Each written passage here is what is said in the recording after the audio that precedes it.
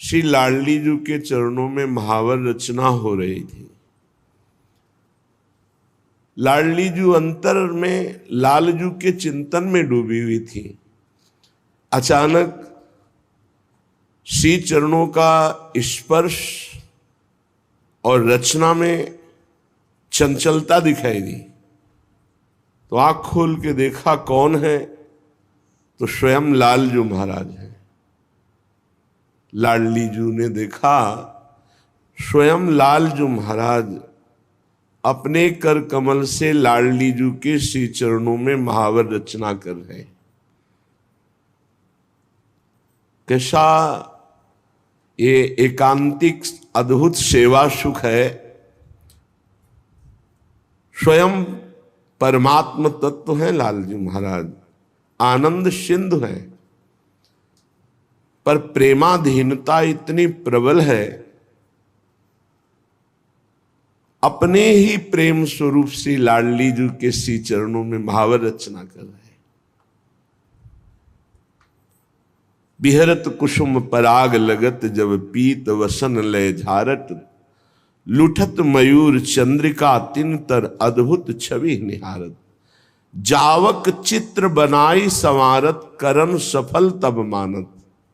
लालजू महाराज अपने कर कमल को तभी सफल मानते हैं जब प्रेम समुद्र का सार स्वरूप श्री लाडली जी के श्रीअंग की कोई भी सेवा मिल जाए, बेणी गुंथन, दर्पण दर्शन कराना या महावर रचना करना, यहां तक कि चरण चापना, चापत चरण मोहन लाल, कुंवरी राधे पलंग पौड़ी सुंदरी नौबाल।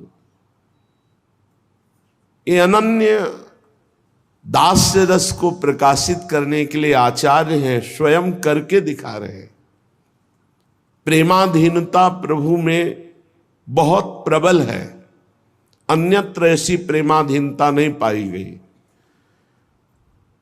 यहां तक कि अपने दास की भी प्रेमाधीनता में दासता करने में आपको सकुच नहीं होता। अनंत ब्रह्मांडों के स्वामी है, अनंत शक्तियों के स्वामी है, शास्त्रों दिव्य भगवत पार्षद है, पर यह कभी नहीं सुना गया कि किसी प्रेमी महापुरुष की सेवा में श्री भगवान ने अपने पार्षद को लगा दिया। नहीं, आप स्वयं लगे। चाहे वो त्रिलोचन जी हो तो उनके यहां अंतर्यामी नाम धारण करके नौकर के रूप में प्रभु रहे। स्वयं जगन्नाथ जी महाराज नव किशोर अवस्था माधवदास बाबा की मल भरी लंगोटी धो रहे। शिखंडिया के रूप में एक नाथ जी के यहां कई वर्ष से स्वयं भगवान सेवा कर रहे। अर्जुन जी का रथ स्वयं भगवान हाँक रहे। कैसी प्रेम आधीनता हमारे प्रभु में है। यद्यपि सकल लोक चूड़ामणि, प्रीति का ऐसा स्वभाव कि दीन अपन पो माने, प्रीति की रीति रंगी लोई जाने। अनंत ब्रह्मांडों के अधिपति के पास क्या कमी, किसी एक शक्ति एक सेवा को पूर्ण कराने के लिए आदेश कर दे सब हो जाए, लेकिन आप स्वयं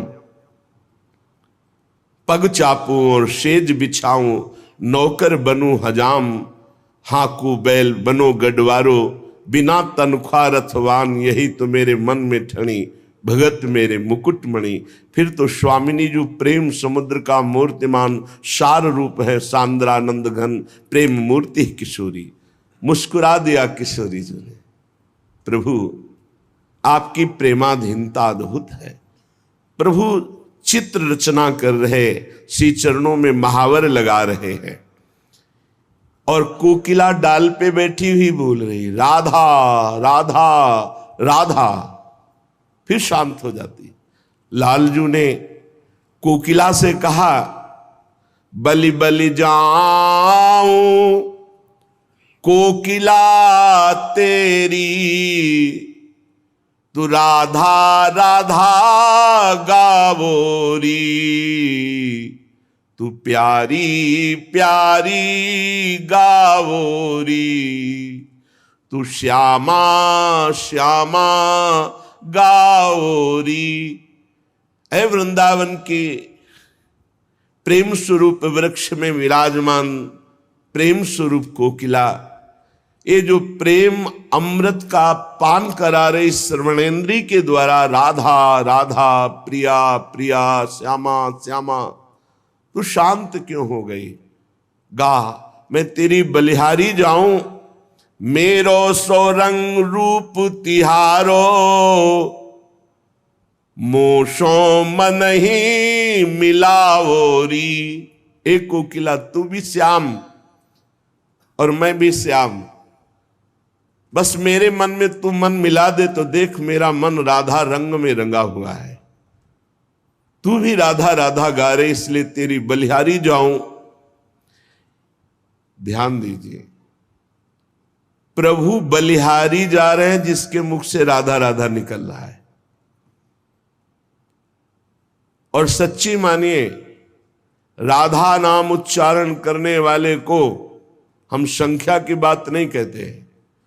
जितना जीवन बचा है, यदि आप प्रत्येक श्वास में राधा राधा राधा, तो वो पद प्राप्त होगा जो बड़ी बड़ी साधनाओं से नहीं प्राप्त होता।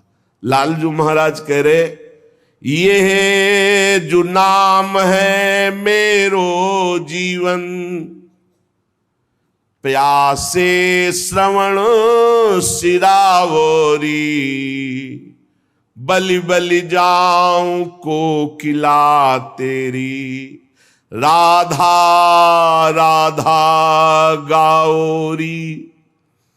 ये राधा नाम मेरा जीवन है। लालजू कह रहे,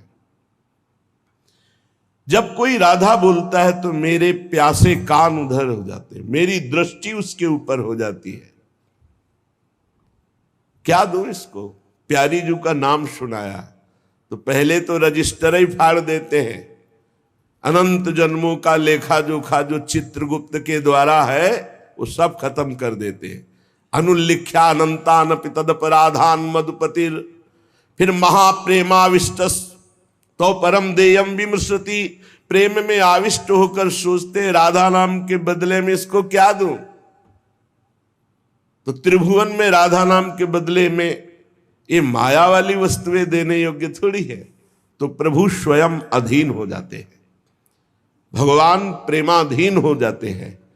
और जो राधा राधा उच्चारण करता है उसका न संचित कर्म न क्रियमाण रखते हैं और प्रारब्ध भोगने की सामर्थ्य दे देते हैं।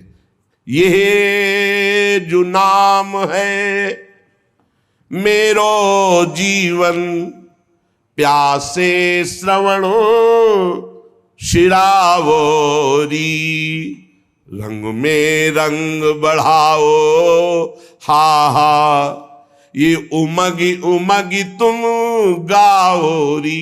प्रेम रंग में और रंग चढ़ रहा है। कोकिला तू और जोर से बोल, राधा राधा राधा राधा, तन मन प्राण निछावर तेरे। प्रभु कह रहे, मैं अपना तन अपना मन अपना प्राण सब कुछ राधा नाम उच्चारण करने वाले के ऊपर बलिहार कर देता हूं, न्यौछावर कर देता हूं। अब न अधिक तरसावोरी, भोरी हित ये सुधा संजीवनी। ये राधा नाम सुधा रसम, ये संजीवनी मूरी है, ये अमृत रस है। बड़े भाग्यशाली हैं जिनके कान में ये राधा नाम पड़ता है, और उससे भी महान भाग्यशाली हैं जो हर समय राधा राधा ऐसा रटते हैं। भोरी हित ये सुधा संजीवनी, मेरो जीय जीवावरी। बलि बलि जाऊं कोकिला तेरी, राधा राधा गाओरी, राधा राधा गाओरी। भगवत नाम, भगवत धाम, भगवत लीला चरित्र और भगवत रूप एक भी पकड़ ले, कुछ चार में से एक ही पकड़ ले, वो परम पद का अधिकारी हो जाएगा। दृढ़ता पूर्वक पकड़े, अन्य आश्रय छोड़कर।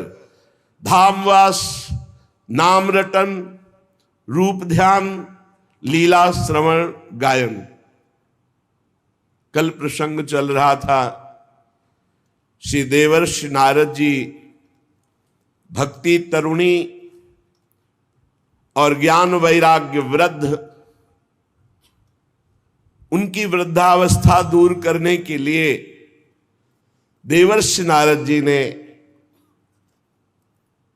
वेदांत ध्वनि, वेद ध्वनि, गीता गायन, कोई प्रभाव नहीं पड़ा। आकाशवाणी हुई कि आपको इनके वृद्धावस्था के दूर करने का उपाय संत शिरोमणि जन बताएंगे। वो महान सत्कर्म का अनुष्ठान करोगे तो ये यौवन अवस्था को प्राप्त हो जाएंगे। गूढ़ आकाशवाणी, बहुत जगह संत महापुरुषों के पास देवर्षि नारद जी गए। जब बात रखी कि ज्ञान और वैराग्य की वृद्धावस्था कैसे जाए, हमने वेद ध्वनि सुनाई, वेदांत घोष किया, गीता पाठ सुनाया, तो कुछ संत जनों ने कहा कि अब तो असंभव है। जब इस पर भी ज्ञान वैराग्य नहीं जगे तो कोई और उपाय नहीं हो। आप जैसे समर्थ महात्मा और वेद वेदांत और गीता पाठ के बाद भी ज्ञान वैराग्य यौवन नहीं हुए तो कोई उपाय नहीं। लेकिन आकाशवाणी ने कहा था कि संत शिरोमणि जन वह उपाय बताएंगे। देवर्षि नारद जी खोजते ही रहे। अचानक सनकादि मिले। देवर्षि नारद जी ने मन में विचार किया कि बद्रिकाश्रम में जाकर तप करूंगा और तप के द्वारा ज्ञान वैराग्य को स्वस्थ करूंगा, पर सनकादि मिल गए, सनक सनंदन सनातन सनत कुमार जी। उन्होंने कहा आप जैसे महात्मा का चिंतातुर और खिन्न देखना जरूर कोई विशेष बात है, नहीं तो जो भगवद आश्रित है वो तो मुख प्रसन्न तन तेज विराजा, मुख में प्रसन्नता और तन में तेज, आप में खिन्नता और चिंता दिखाई दे रही। जरूर परहित की भावना से कोई विशेष कार्य में आपका चित्त उदास हुआ है। बताया कि भक्ति यौवन और उनके पुत्र ज्ञान वैराग्य, ये वयोवृद्ध और दासी मुक्ति तो क्षीण ही जैसी हो गई। कलिकाल का इतना प्रचंड प्रभाव, वो तो भगवत धाम चली गई। हम कैसे ज्ञान वैराग्य को पुष्टता प्रदान कर सके? शनकादि ने कहा भगवान के लीला चरित्रों के गायन में, श्रवण में इतनी सामर्थ्य है कि ज्ञान वैराग्य भक्ति मुक्ति सबको पुष्ट कर देंगे और संपूर्ण भगवान की ज्ञान सिद्धांत, वैराग्य महिमा, भक्ति महिमा, तत्वबोध सब कुछ विराजमान है श्रीमद् भागवत में। अगर श्रीमद् भागवत का अनुष्ठान हो तो निश्चित भक्ति ज्ञान वैराग्य मुक्ति सबको पुष्टता मिल जाएगी। और आप भी तो उस विषय के ज्ञाता हैं। सनकादि ने देवर्षि नारद जी से कहा, क्योंकि जब व्यास देव जी चिंतातुर थे तो आपने चतुश्लोकी भागवत का गान करके उनकी चिंता को मिटाया। आपको संशय नहीं करना चाहिए, भगवत लीला गायन से निश्चित निश्चित ज्ञान वैराग्य पुष्ट हो जाएंगे। अब तो निश्चय हो गया कि भगवत लीला गायन सनकादि करेंगे। स्थान का निश्चय हुआ हरिद्वार आनंद घाट। सिद्धों ने चर्चा पूरे विश्व में फैला दी। बड़े बड़े महापुरुष जो भगवत लीला कथा अनुरागी, जैसे भगवान भृगु जी, वशिष्ठ जी, च्यवन जी, गौतम जी, मेधातिथि, देवल, देवरात, परशुराम, विश्वामित्र, शाकल, मार्कंडे, दत्तात्रेय, पिप्पलाद, योगेश्वर भगवान श्री कृष्ण, द्वैपायन, व्यास, पाराशर, छायासुख, जाजली, जन्हू, ये बड़े बड़े ब्रह्म ऋषि सनकादि कथा कह रहे हैं हरिद्वार में आनंद घाट पर होगी, ये सब उपस्थित हुए। साक्षात वेद, उपनिषद, मंत्र, तंत्र, 17 पुराण, 6 शास्त्र ये रूप धारण करके वहां विराजमान हुए। संपूर्ण गंगा आदि नदियां देवी रूप धारण करके, सरोवर, कुरुक्षेत्र, समस्त दिशाओं में जितने भी ऋषि मुनि सब वहां आकर के विराजमान हुए। श्री कृष्ण परायण सनक सनंदन सनातन सनत कुमार चारों को दिव्य आसन में उच्च आसन पर विराजमान किया गया। समस्त श्रोताओं ने सनकादि की वंदना की। श्रोताओं में सबसे आगे वैष्णव जनों को बैठाला गया, फिर विरक्त, फिर सन्यासी, फिर ब्रह्मचारी, फिर और भी ऋषिगण।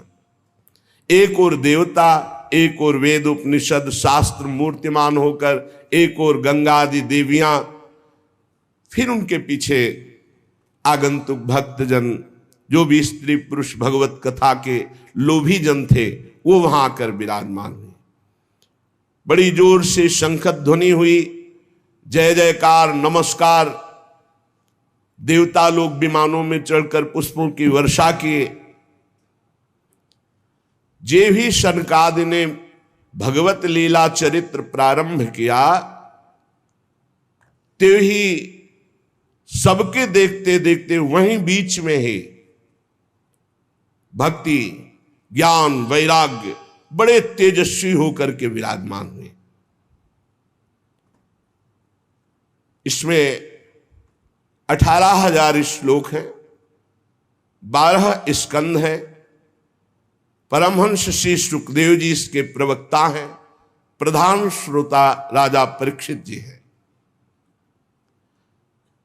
जब अनंत जन्मों के पुण्यों का योग बनता है तो संसार चक्र से भटकते हुए जीव को सत्संग मिलता है, और जब वो सत्संग में भगवत चर्चा सुनता है तो निश्चित इसी जन्म में उसे भगवत प्राप्ति हो जाती है। बड़े भाग पाइब सत्संगा, बिनहि प्रयास हुई भवभंगा। बहुत से शास्त्र हैं, बहुत से पुराण हैं, बहुत से मार्ग हैं। कहां तक चलोगे? किस किस मार्ग में चलोगे? जीवन बहुत थोड़ा है, शाम तक जिए कि ना जिए कोई भरोसा नहीं। इसलिए भगवान का नाम और भगवान के लीला चरित्र, इनको पकड़ लो। गोस्वामी तुलसीदास जी ने कहा, जितनी साधना है सब जीरो है। अंक है भगवान का नाम। अगर नाम नहीं है तो 0 रखते जाओ, उसका ज्यादा कोई महत्व नहीं बनता। और अंक लिख दो 1, फिर 0 तो 10, फिर 1 0 तो 100, फिर 1 0 तो 1000, फिर 1 0 तो 10,000। हर शून्य का महत्व बढ़ता चला जाएगा। ऐसे ही अंक है नाम। नाम जप करते हुए जो साधना बने बढ़िया, और कोई साधना न बने तो चिंता की बात नहीं। नाम जप और लीला चरित्र गायन श्रवण, निश्चित भगवत प्राप्ति। जिसके घर में रोज नाम कीर्तन होता है और थोड़ी ही देर सही, आधा घंटे ही सही, भगवत चर्चा होती है, भगवान की लीलाओं का गायन होता है, वो घर घर नहीं रहता, वो तीर्थ हो जाता है। उस घर के सारे पाप नष्ट हो जाते हैं। कल आपने सुना था, जो कंठी धारण किए हैं, तिलक लगाए हैं, नाम जप करता है, भगवान की चर्चा सुनता है, भगवान का शरणागत है, भूत प्रेत पिशाच राक्षस यमदूत कोई भी उसे नहीं सता सकता है। इतनी सामर्थ्य शरणागति पे है, भगवत चिन्हों को धारण करने से है। हजारों अश्वमेध यज्ञ, सैकड़ों वाजपेयी यज्ञ, इनका फल एक तरफ, और जो पूरी की पूरी श्रीमद् भागवत 18,000 श्लोक सुन ले तो उस श्रीमद् भागवत के फल की श्रवण की समानता ये हजारों अश्वमेध और सैकड़ों वाजपेयी यज्ञ नहीं कर सकते हैं। क्यों? क्योंकि भागवत सुनने वाला सीधे भगवत धाम जाएगा, और यज्ञ भोक्ता स्वर्ग को भोगने के बाद फिर यही मृत्यु लोक में आएगा। हे तपोधनो, जब तक मन लगाकर भगवान की चर्चा नहीं सुनी जाती तभी तक हमारे मन में पाप रहते हैं, शरीर में पाप रहते हैं। और जब हम मन लगाकर भगवान की चर्चा सुनते हैं तो हमारे मन में निष्पाप निर्मलता आ जाती है, और निर्मल मन में भगवान का वास है। निर्मल मन जन सो मोहि पावा, मोहि कपट छल छिद्र न भावा।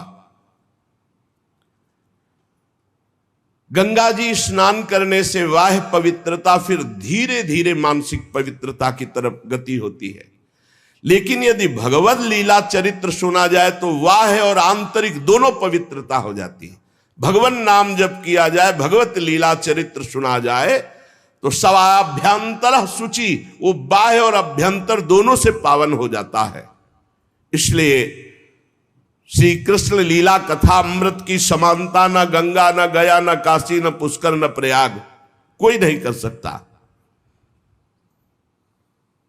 जिसको इसी जन्म में भगवत प्राप्ति की इच्छा है तो एक श्लोक ही सही, एक श्लोक ही गायन करे, कोई भी एक श्लोक याद कर ले। ये श्रीमद् भागवत का ही श्लोक है। कृष्णाय वासुदेवाय हरये परमात्मने प्रणत क्लेश नाशाय गोविंदाय नमो नमः। एक श्लोक अगर रोज गाया जाए जीवन में तो उसकी दुर्गति नहीं होगी। एक श्लोक या तस्मात् शास्त्रम प्रमाणम। अगर आधा श्लोक भी उच्चारण कर दे तो निष्पाप रहेगा पूरे जीवन। जो प्रणव का जप करता है, गायत्री अनुष्ठान करता है, पुरुष सूक्त गायन करता है, वेदों का स्वाध्याय करता है, द्वादशाक्षर मंत्र जप करता है, भगवान सूर्य की आराधना करता है, प्रयागराज में संगम में स्नान करता है, संवत्सर रूप काल, ब्रह्म ऋषि, अग्निहोत्र, गौ सेवा, द्वादशी तिथि, तुलसी सेवन, बसंत ऋतु, ये सब जो, और एक भगवान का नाम जप करके लीला चरित्र, सब महान हो गए।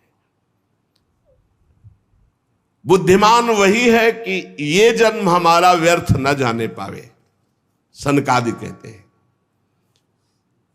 जो पुरुष अहर्निश भगवान का नाम जप करता है, अहर्निश निरंतर महिमा है। जो अहर्निश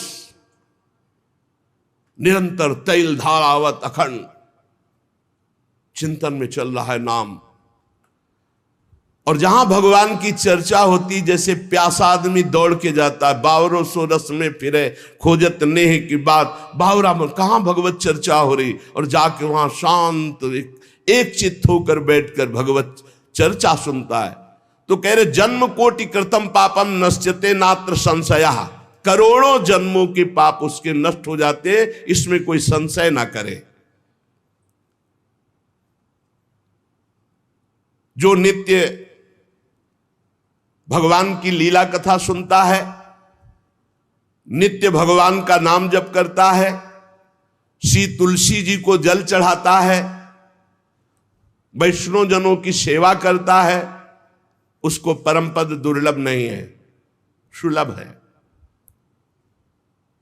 जो पुरुष पधारने जा रहा हो, शरीर पूरा हो रहा हो, उस समय नाम कीर्तन, उस समय भगवान के लीला चरित्रों के 2-4 अध्याय गान कर दे, निश्चित वो भगवान के धाम को जाएगा। निश्चित ये करना चाहिए। अपना कोई परिचय हो या ना हो, किसी का शरीर छूट रहा है तो नाम कीर्तन शुरू कर दो। अगर आपको आता है तो संस्कृत या हिंदी से भगवान के पावन चरित्र जो गाए गए हैं, 2-4 अध्याय रास पंचाध्यायी के भगवत लीला के सुना दो। अवश्य अवश्य उसे भगवत प्राप्ति हो जाएगी। इस सनक सनंदन सनातन सनत कुमार जी कह रहे हैं। जो धनी मानी जन है, यदि वे स्वर्ण का सिंहासन बनाकर उसमें श्रीमद् भागवत ग्रंथ विराजमान करके किसी वैष्णव को दान कर दे तो उन्हें भगवान का सायुज्य मोक्ष प्राप्त होता है, सायुज्य पदवी प्राप्त होती है। जिस दुष्ट ने अपनी सारी आयु में कभी न नाम जप किया है, न कभी लीला कथा सुनी, कोई भागवतिक कार्य नहीं किया, तो उसका जीवन व्यर्थ चला गया।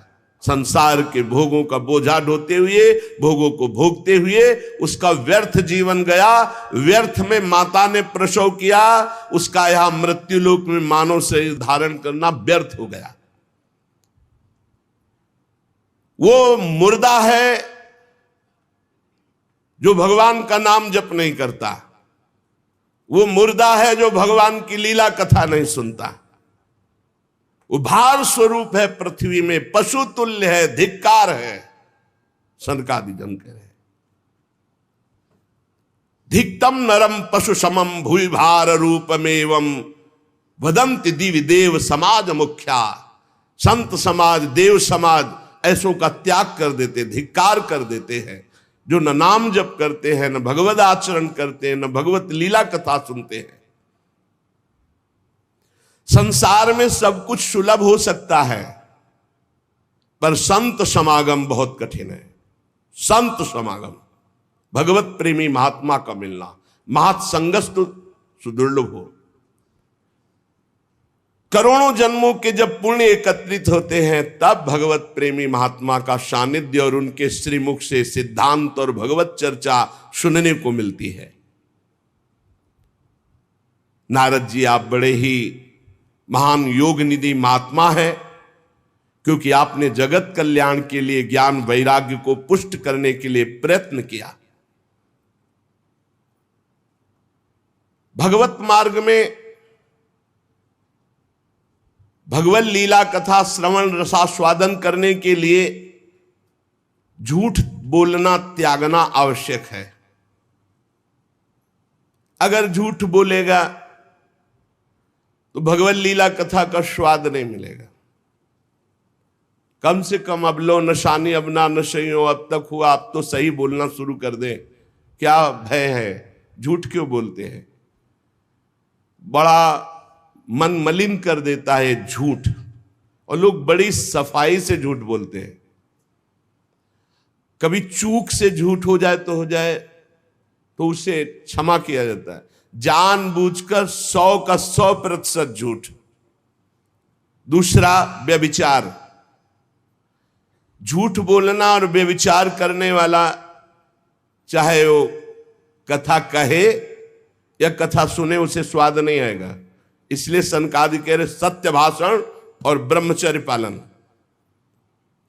इससे बहुत जल्दी कथा का लाभ मिलता है। असत्य भाषण बोलने वाला और व्यभिचार दोषी, चाहे कथा कहे चाहे कथा सुने, उसे लाभ नहीं मिलेगा। कलयुग में बहुत कठिन है बहुत समय तक सत्य भाषण का नियम लेकर और ब्रह्मचर्य का नियम लेकर निर्वाह करना।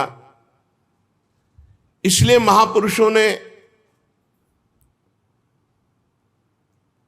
इस कार्य को अगर अनुष्ठान रूप में लिया जाए तो सप्ताह श्रवण विधि रखी कि 7 दिन नियम लेकर के सत्य भाषण, ब्रह्मचर्य पालन, निरंतर नाम जप, और 7 दिन में 18,000 श्लोक सुन जाओ, तो बड़े से बड़े महापाप का नाश करके वो भगवत प्राप्ति करा देगा।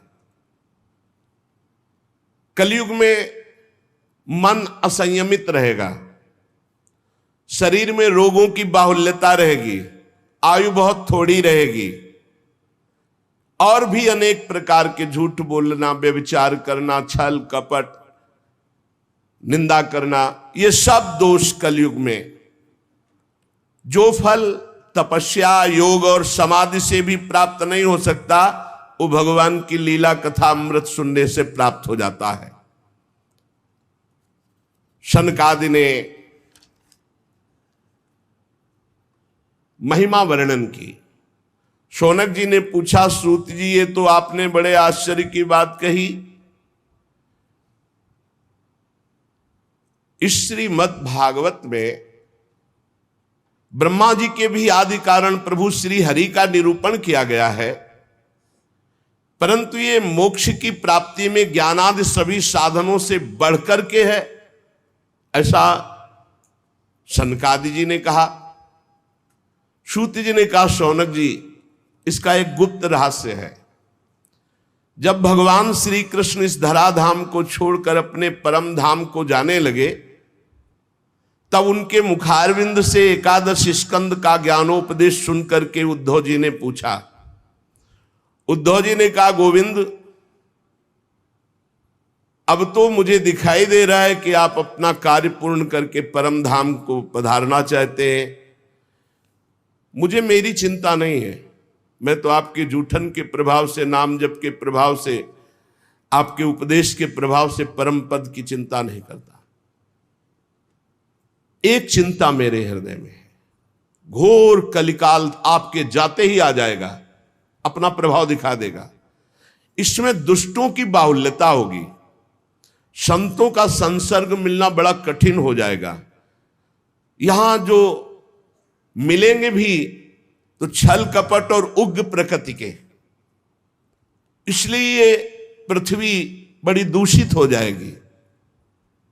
कमल नयन, आप जा रहे हैं, फिर यहां कल्याण कैसे होगा, सबका मंगल कैसे होगा? साधुओं पर आपका बहुत प्रेम है, इसलिए हमारी प्रार्थना है कि यहां से आप मत जाइए। भगवान आपका ही एक निराकार रूप है, आप ही चिदानंद रूप है, आपने हम भक्तों के लिए रूप धारण किया, इसलिए आप मत जाइए। आपके जाते ही कलयुग इतना तांडव फैला देगा, सब पापाचरण में रत होने लगेंगे। इसलिए प्रभु, हम मेरी प्रार्थना पर विचार कीजिए। प्रभास क्षेत्र में उद्धव जी के वचन सुनकर भगवान ने उद्धव जी की बात पर विचार किया और भगवान अंतर्ध्यान हुए और श्रीमद् भागवत में विराजमान हो गए। भागवत में देखते देखते उद्धव जी के श्रीमद् भागवत के अक्षरों में प्रवेश कर गए और आवाज हुई कि आज से श्रीमद् भागवत को मेरा साक्षात वांग्मय स्वरूप समझो। मैं अपनी संपूर्ण ज्ञान वैराग भक्ति शक्तियों के साथ श्रीमद् भागवत के अक्षरों में विराजमान हूं। इसलिए ये श्रीमद् भागवत साक्षात कृष्णमयी है, कृष्ण मूर्ति है। जो भागवत का दर्शन करेगा, भागवत को सुनेगा, उसके समस्त पाप नष्ट हो जाएंगे और निश्चित वो भगवत प्राप्ति करेगा। कलयुग में तो अन्य साधनों को बहुत बुरी तरह मलिनता में भर दिया कलयुग ने। इस कलिकाल में कोई ऐसा धर्म नहीं बचा जिसे कलयुग ने ग्रस्त ना लिया हो, और कोई ऐसा मनुष्य नहीं बचा जो दुख, दरिद्रता, दुर्भाग्य, चिंता, शोक इनमें डूब न रहा हो। दुख, दरिद्रता, दुर्भाग्य, चिंता, शोक डूब न रहा हो।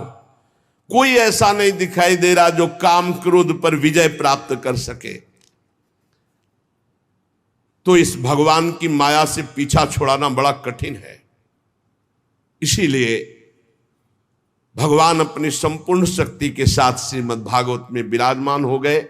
जो भगवान की चर्चा सुनेगा निश्चित माया मुक्त हो जाएगा। सूत जी कहते, शौनक जी, जिस समय सनकादि मुनीश्वर इस प्रकार भगवत चर्चा की महिमा बखान रहे थे, उसी समय तरुणावस्था को प्राप्त ज्ञान और वैराग्य और भक्ति ही श्रुतौ तौ तरुणौ गृहीत्वा प्रेमैक रूपा सहसा विरासीत।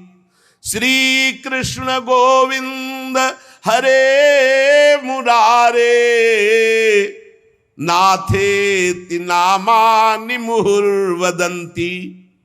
सभा के बीच में ज्ञान, भक्ति, वैराग्य प्रकट हो गए और जोर जोर से गाने लगे। अपने लोग भी 2-4 बार गाते हैं, श्री कृष्ण गोविंद हरे मुरारे, हे नाथ नारायण वासुदेव।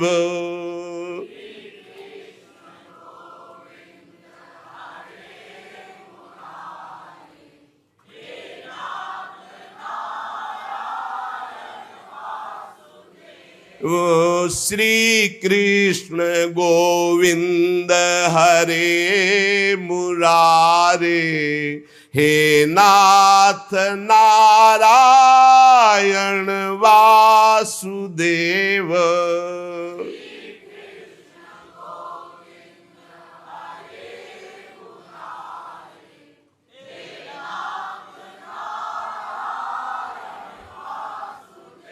हे नाथ नारायण वासुदेव, हे नाथ नारायण वासुदेव,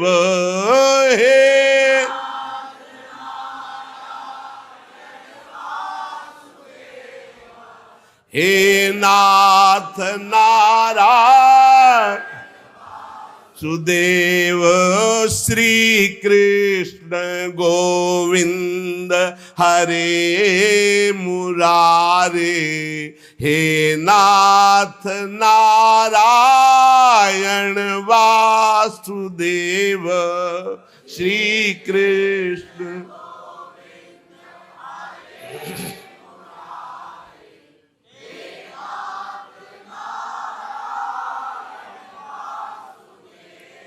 सभी सभासदों ने देखा परम सुंदरी दिव्य तेजोमयी प्रेम लक्षणा भक्ति भागवत के अर्थों का आभूषण पहने हुए।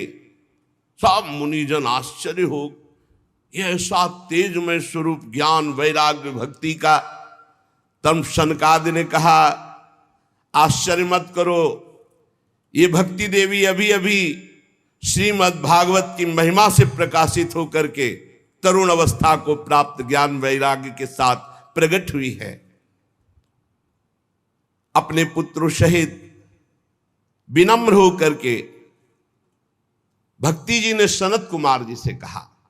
भक्ति बोली, मैं तो कलयुग में नष्ट प्राय हो गई, पर आपने भगवान की लीला कथा अमृत से मुझे पुष्ट कर दिया। अब आप आदेश कीजिए, मैं कहां रहूं।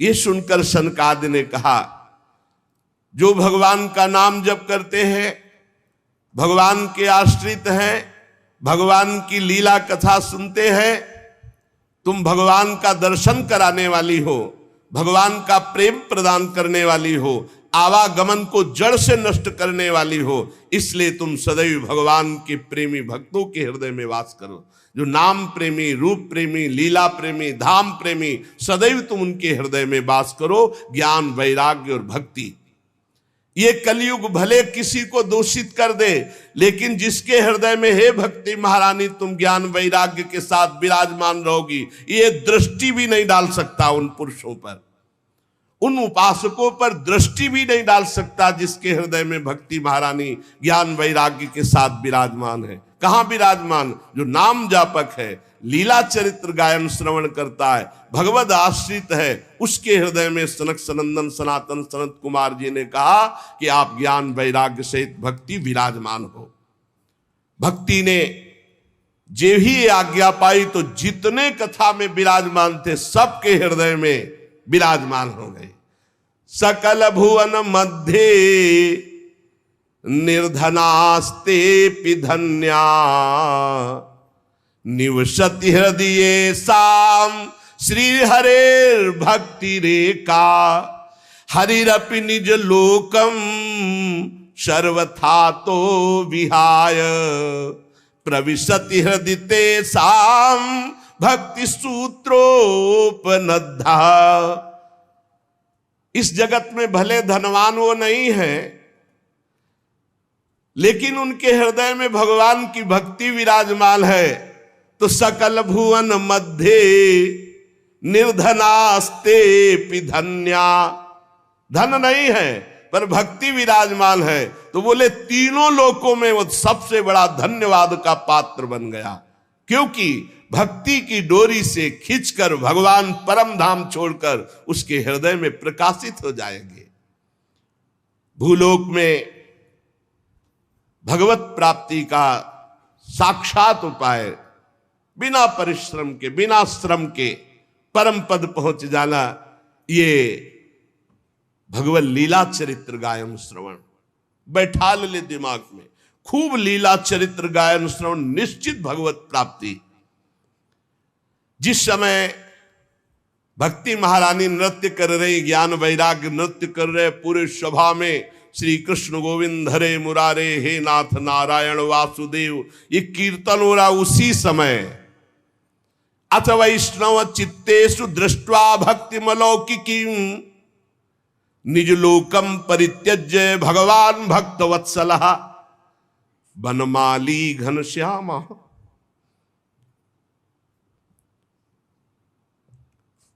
पीतवासा मनोहर कांची कलाप रुचिरो लसन मुकुट कुंडलः त्रिभंग ललितश्चारु कौस्तुभेन विराजितः कोटि मनमथ लावण्यो हरिचंदन चर्चितः परमानंद चिन्मूर्ति मधुरो मुरलीधरः आविवेश सुभक्तानां हृदयान्यमलानि च। उसी समय देखा कि सबके बीच में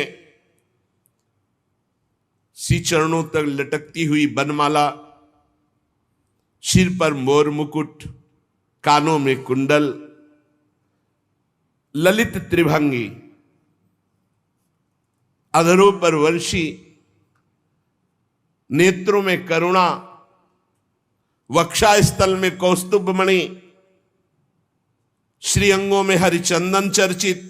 क्या सुंदर रूप, मानो करोड़ कामदेवों की रूप माधुरी को छीन लिया गया हो। परमानंद चिन्मूर्ति, मधुराति मधुर मुरलीधर भगवान श्री कृष्ण सबके बीच में प्रकट हो गए। सब सभा खड़ी हो गई, शनकादि भी खड़े हो गए। आसपास ज्ञान वैराग्य भक्ति नृत्य कर रहे, बीच में प्राणाधार प्रभु श्री कृष्ण ललित त्रिभंगी मुरली मनोहर मोर मुकुट धारण किए। अभी तक जो गुप्त रूप से दिव्य सिद्ध थे वो भी प्रकाशित हो गए। बड़े बड़े भगवान के निज पार्षद लीला परिकर उद्धव आदि प्रहलाद, ये जो बड़े बड़े महापुरुष थे, ये सब प्रकट हो गए। अब तो अद्भुत नृत्य हुआ। ज्ञान भक्ति वैराग्य सनकादि प्रहलाद नारद आदि तो वहां विराजमान ही है, उद्धव आदि, ये सब गुप्त प्रकट सब महापुरुष भगवत पार्षद ज्ञान वैराग्य भक्ति भी नृत्य कर रहे हैं। सब नृत्य जय हो जय हो। बीच में नटनागर मुरली मनोहर ललित त्रिभंगी प्रभु, कैसा अद्भुत। तदा जय जया रावो रस पुष्टिर लौकिकी चूर्ण प्रसून वृष्टिश्च मुहुः शंखरवोप्यभूत। कोई शंख ध्वनि कर रहा है, कोई जय हो, ऐसे भगवान ललित त्रिभंगी सबको सुख देते हुए विराजमान। सब बड़े बड़े महात्मा आसपास जय जयकार, नमः नमः नमो नमः, शंख ध्वनि, पुष्प वर्षा, जय जय। कितना अद्भुत सुख। ऐसा रस प्रवाह बह चला कि कोई भी ऐसा नहीं था जो देह सुधि का विस्मरण करके भगवदानंद में ना डूबा हो। देह गेहात्म विस्मृति ही तत्सभा संस्थिताम नाच। देह गेहात्म विस्मृति, कोई ऐसा सभा में नहीं बचा जो देह भाव से ऊपर न उठ गया हो। सबको देह गे की विस्मृति, एकमात्र भगवदानंद। ऐसी तन्मयता देख करके नारद जी ने कहा, मुनीश्वर गण, आज मैंने भगवान की चर्चा की महिमा देख ली। भगवान ने स्वयं कहा, मद भक्ता यत्र गायंती तत्तिष्ठामि नारद। मेरे भक्त मेरे पावन चरित्रों का गायन करते हैं, वहां मैं विराजमान रहता हूं। प्रमाण दे दिया भगवान स्वयं प्रकट होकर। इसमें संदेह नहीं कि कलिकाल में चित्त की शुद्धि के लिए भगवान की लीला कथा से बढ़कर और कोई साधन नहीं है। मुनिवर, आप लोग बड़े कृपालु हो, जो संसार के कल्याण के विचार करके बिल्कुल अद्भुत सरल मार्ग निकाला, जिससे सब लोग सुनकर भगवान को प्राप्त कर सकते हैं। सनकादि ने कहा कि जो लोग सदा पापरत रहते हैं, दुराचारी हैं, वेद के विरुद्ध मार्ग में चलते हैं, जो कामी हैं, क्रोध से जलते रहते हैं, कुटिल हैं, ऐसों को भी भगवत चर्चा भगवान की प्राप्ति करा देगी। जो सत्य कभी बोले ही नहीं, सत्य से चित हैं, सत्येन हीना पितृमात्र दूषकास तृष्णा कुलाश्चाश्रम धर्म वर्जिता ये दंभिका मत्सरणोपि हिंसका। जो माता पिता की निंदा करने वाले, माता पिता को कटुवचन बोलने वाले, माता पिता को दंड देने वाले, ये घोर नरकों को जाते हैं। लेकिन ऐसा भी पुरुष जो तृष्णा का मारा, आश्रम धर्म का त्यागी, दंभी, दूसरों की उन्नति देखकर कुढ़ने वाला, सदैव दूसरों को कटुवचन दुख देने वाला, ऐसे लोग सब नरक जाते हैं। पर ऐसे लोगों को भी यदि भगवत चर्चा सुना दी जाए तो उनका कल्याण हो जाएगा। ये 5 महापाप हैं, इनको नष्ट करना बहुत कठिन होता है। पंचोग्र पापास छलछद्म कारिणः क्रूरा पिशाचा इव निर्दयाश्चये। कौन से महापाप? सबसे पहला शराब पीना। ये पंचोग्र पापास, ये निश्चित नरक जाते हैं। शास्त्र हमारा निषेध करता है। जिनके कानों में आवाज पड़ रही हो, प्रार्थना है आज से शराब पीना छोड़ देना। वैसे बहुत लोग छोड़ चुके, लेकिन जिनको भी अभी लग रहा हो तो कि हमारा सुख बढ़ेगा इससे, तो ध्यान दीजिए। पंचोग्र पापा ये तुम्हारा नाश कर देंगे। 5 महापाप हैं। पहला है मदिरापान, शराब पीना, और दूसरा है ब्रह्म ऋषि की हत्या कर देना, तीसरा है किसी के स्वर्ण की चोरी कर लेना, चौथा है दूसरे की पत्नी के साथ व्यभिचार करना, गुरु पत्नी गामी, गुरु की पत्नी के साथ व्यभिचार करना, और 5वां है विश्वासघात कर देना। ये 5 महापाप हैं जिनको नरक में भोगने पर भी वो पूर्ण सफाई नहीं होती, फिर यहां दुर्गति योनियों को प्राप्त होते हैं जहां महान कष्ट मिलता है। ऐसे 5 महापाप करने वाले, मदिरापान, ब्रह्म ऋषि की हत्या करने वाला, स्वर्ण की चोरी करने वाला, गुरु पत्नीगामी, पराई स्त्री से व्यभिचार करने वाला और विश्वासघाती, ये 5 महापाप हैं जो नरक भोगना पड़ता है। छल छद्म परायण क्रूर पिशाचों के समान निर्दयी, जो ब्रह्म ऋषियों के धन को छीन करके पुष्ट होते हैं, ऐसे व्यभिचारी, ऐसे लोगों को भी यदि भगवान की चर्चा सुनने को मिल जाए तो पावन हो सकते हैं। इनको भी भगवान की लीला कथा अमृत सुनने को मिल जाए, किसी कारण से इनको जबरदस्ती, प्यार से, दुलार से, रिश्ते संबंध के बल से कैसे भी इन्हें सत्संग में ले आया जाए, इन्हों भगवत चर्चा सुनाई जाए, तो निश्चित इनकी बुद्धि परिवर्तित होगी, इनका कल्याण हो जाएगा। जो दुष्ट आग्रह पूर्वक मन वाणी शरीर से पाप करता है, दूसरे के भोजन से शरीर पुष्ट करता है, मलिन हृदय वाला, अगर ऐसों को भी भगवत चर्चा सुनाई जाए तो ये भी भगवत प्राप्ति के मार्ग में चल देंगे। नारद जी घोर पापी को भी भगवत प्राप्ति कराने में समर्थ है भगवत चर्चा। नारद जी ने कहा इसका कोई उदाहरण दिया जाए तो ज्यादा समझ में आ जाए, तो उनका हम तुम्हें एक प्राचीन इतिहास सुनाते हैं। पूर्व काल में तुंगभद्रा नदी के तट पर एक अनुपम नगर बसा हुआ था। उसमें सभी वर्णों के लोग अपने अपने धर्माचरण करते, सत्य में तत्पर रहते थे। उस नगर में समस्त वेदों का ज्ञाता, श्रौत स्मार्त कर्मों में निपुण एक ब्राह्मण रहते थे जिनका नाम था आत्मदेव। तेज तो ऐसा था मानो दूसरे सूर्य भगवान ही हो। ब्राह्मण तेजस्वी, वैदज्ञ, सत्कर्म अनुष्ठान करने वाला, और कभी उसके दरवाजे से कोई भिक्षुक वापस नहीं लौटा। इतना उदार हृदय वाला, देगा ही कुछ न कुछ। पर पूर्व प्रारब्ध के अनुसार उनकी जो पत्नी थी उनका नाम था धुंधुली। पति का नाम आत्मदेव और पत्नी का नाम धुंधुली था। सुंदरी थी, कुलीन थी, पर लड़ाकू स्वभाव था, अपनी बात पे अड़ जाना। अब वो बड़े ज्ञानी थे, वैदज्ञ वेद के ज्ञाता है इसलिए वो शांत रहते थे, लड़ाई घर में नहीं होती। वो लड़ने वाली ही बात करती थी पर वो शांत रहते थे। जब घर में नहीं होती तो पड़ोसी से जाके भिड़ना जरा जरा से कारण में। क्रूर स्वभाव, बकवादी स्वभाव, गृह कार्य में निपुण लेकिन कंजूस और झगड़ालू प्रारब्ध है। भोग विलास की कमी नहीं थी, खूब संपत्ति थी, घर बढ़िया सुंदर, परंतु सुख नहीं था। क्योंकि जब आत्मदेव घर में आते तो बस उपद्रव, लड़ाई झगड़ा, सब बड़ा नरक समझो। जिसकी घर में अशांति हो, झगड़ा होता हो, बड़ा नरक है। चैन से नमक रोटी खाए, प्यार से जीवे तो गृहस्थी धन्य। और खूब बढ़िया सब व्यवस्थाएं हैं पर कलह, अशांति, मन नहीं मिल रहा एक दूसरे, ये बहुत धीरे धीरे अवस्था डल गई। कोई संतान ही नहीं हुई।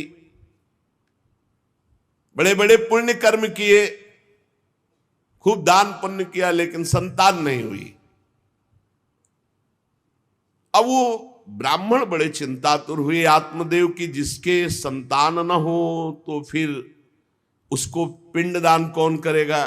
गृहस्थी में विचार होता, कुल परंपरागत चलाने वाला तो कोई होना चाहिए। अब वो बड़े चिंतातुर हुए, हर उपाय करके हार गए थे। तो एक दिन उनके मन में आया कि एकांत जंगल में चलते हैं और अपने प्राणों को त्याग देते हैं। क्योंकि घर में जाओ तो कलह है, न कोई संतान है।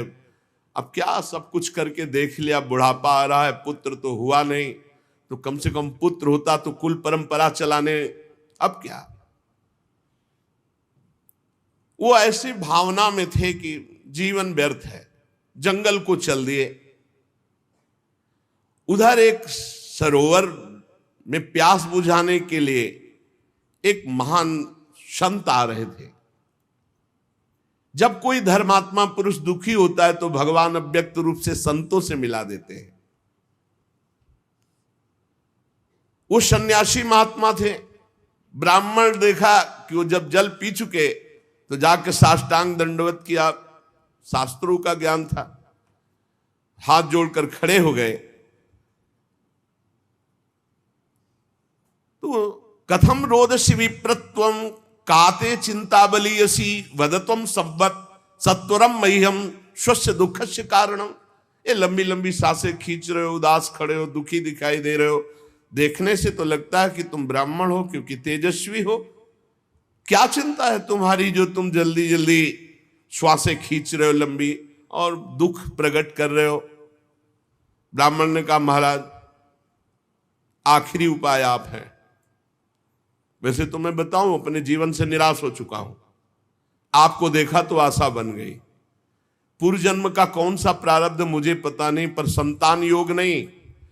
अब मेरे पितर गरम गरम आंसू चिंता जनित छोड़ रहे हैं क्योंकि पिंडदान करने वाला हमारे कुल में कोई नहीं रहा, संतानें नहीं उत्पन्न हुई। बहुत दुखी हो गया हूं। सही बताऊं, मैं आम प्राण त्यागने आया हूं जंगल में। मेरा मन मुझे धिक्कारता है कि तुम्हारा सब कुछ बेकार जब संतान नहीं।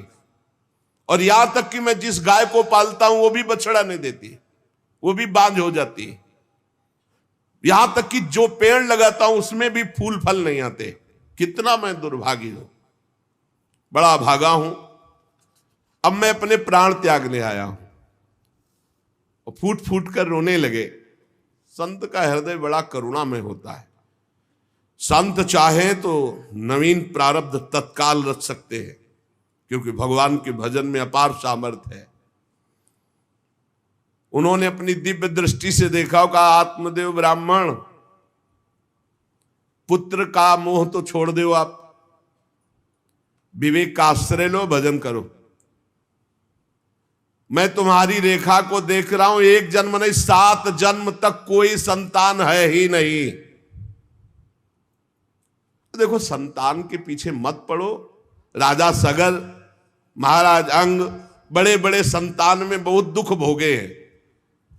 अब तुम भजन करो। जंगल में निकल आए, भजन करो, संतान की आशा छोड़ो। ब्राह्मण ने कहा कि मुझे उपदेश नहीं, ये उपदेश नहीं, सब पढ़ा हूं, मुझे पुत्र चाहिए, पुत्र देव, नहीं मैं आपके सामने अभी प्राण त्यागता हूं, मुझे पुत्र चाहिए। ब्राह्मण का ऐसा आग्रह देख करके सन्यासी जी ने कहा कि देखो, विधाता के लेख को कोई मिटा नहीं सकता, चित्रकेतु का चरित्र पढ़ के देख लेना। दैव जिसके उद्योग को कुचल देता है वो सफल नहीं होता। तुम्हें पुत्र सुख नहीं है। उन्होंने कहा फिर हम कह रहे हैं बस अब पुत्र का आशीर्वाद दे ही दो, नहीं तो प्राण त्याग देंगे आपके सामने।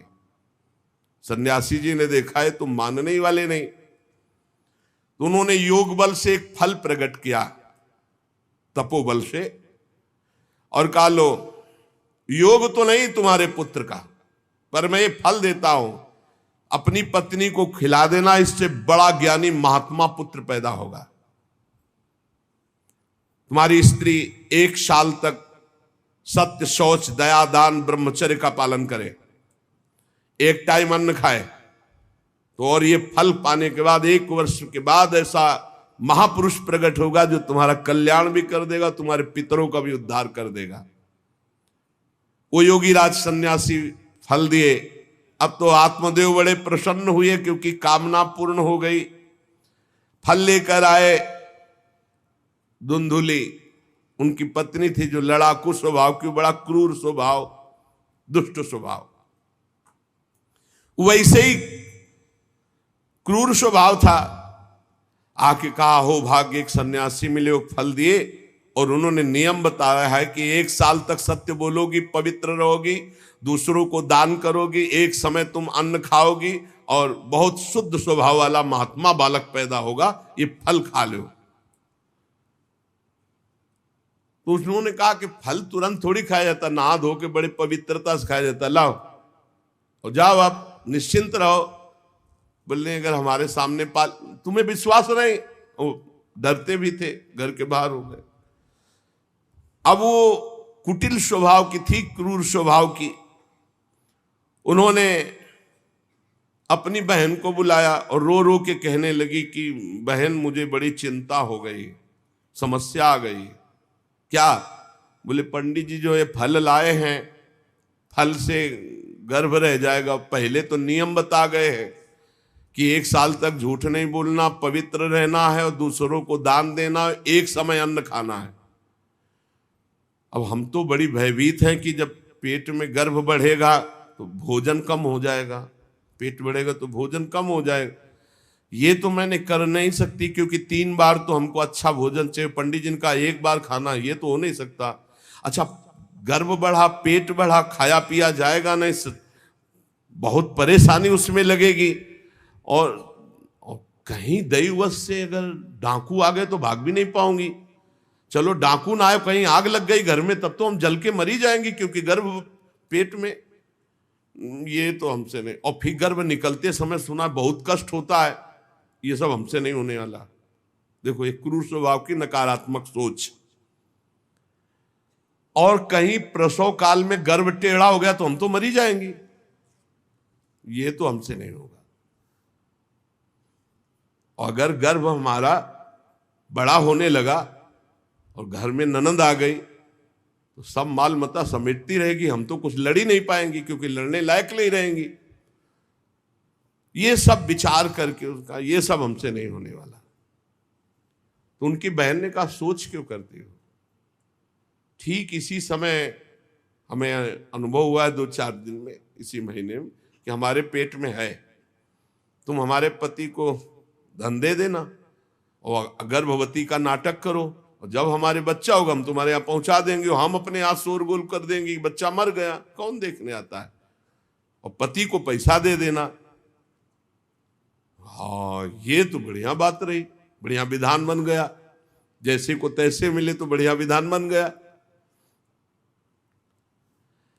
तू गर्भवती का नाटक कर आज से कि फल पा लिया और मैं गर्भवती हो गई, मैं अपने बालक को मरा घोषित कर दूंगी। और ये जो फल लाए हैं इसकी परीक्षा के लिए जो गऊ है उसको पवा दो। जैसा उनकी बहन ने कहा था वैसे धुंधुली ने सब कर दिया। देख लो, कहा था स्वामी जी ने तुम्हारे 7 जन्म बालक नहीं, तो देखो बुद्धि कैसी खराब हुई, गाय को पवा दी। अब जब उसकी बहन के पुत्र हुआ तब तक वो कपड़ा वपड़ा पेट में लगा के नाटक करती रही होगी कि हमारे गर्भ है। फिर एकदम घोषणा कर दी जब वो पुत्र रातों रात पहुंच गया कि हमारे संतान हो गई। उसके पिता को अच्छा धन दे दिया, वो धुंधुली को ला करके बहन का बेटा दे दिया। आत्मदेव तो बहुत आनंद हो गए। जानी न जाए नारी गति भाई, उनको क्या पता कि घर में क्या रहस्य हुआ। वो तो बहुत सुखी हो गए कि संत भगवान के द्वारा दिए हुए फल से हमारे पुत्र हो गया। बड़ा आनंद, बड़ा उत्सव मनाया। बालक के जात कर्म संस्कार कराए, खूब दान पुण्य किया, मांगलिक कृत्य किए। धुंधुली ने अपने पति से कहा कि पता नहीं क्या कारण मेरे वक्षस्थल में दूध तो है नहीं, और अभी नया बालक है, बिना मां के दूध के जीवित नहीं रहेगा, तो हमारी बहन के बालक हुआ था पधार गया है, उसको बुला ले क्या? अरे उन्होंने कहा बिल्कुल बुलाओ, हम और पैसे देंगे, स्वागत करेंगे, हमारा बच्चा पुष्ट होना चाहिए। बहुत बुद्धि लगाते हैं क्रूर स्वभाव के लोग, कैसा एकदम फिट कर लिया विधान। अब उसको बुला लिया बालक का पालन पोषण करने के लिए पैसे के बाद, और वो असली मां तो वही है ही है। पुत्र की रक्षा के लिए जो जो कहा आत्मदेव ने वो सब स्वीकार कर लिया। 3 महीने इस बालक के व्यतीत होने के बाद, उन्होंने कहा था 1 साल बाद होगा, 3 महीने व्यतीत होने के बाद गौ के बच्चा हुआ मनुष्याकार, केवल कान गौ के, पूरा मनुष्याकार, सर्वांग सुंदर, दिव्य तेजों में स्वर्ण की सी कांति। क्योंकि वो योगी के तप का, ब्राह्मण देवता नाच पड़े कि भगवान जब दिए तो कितना आनंद, घर में भी बच्चा और गौ के भी बच्चा ही हुआ।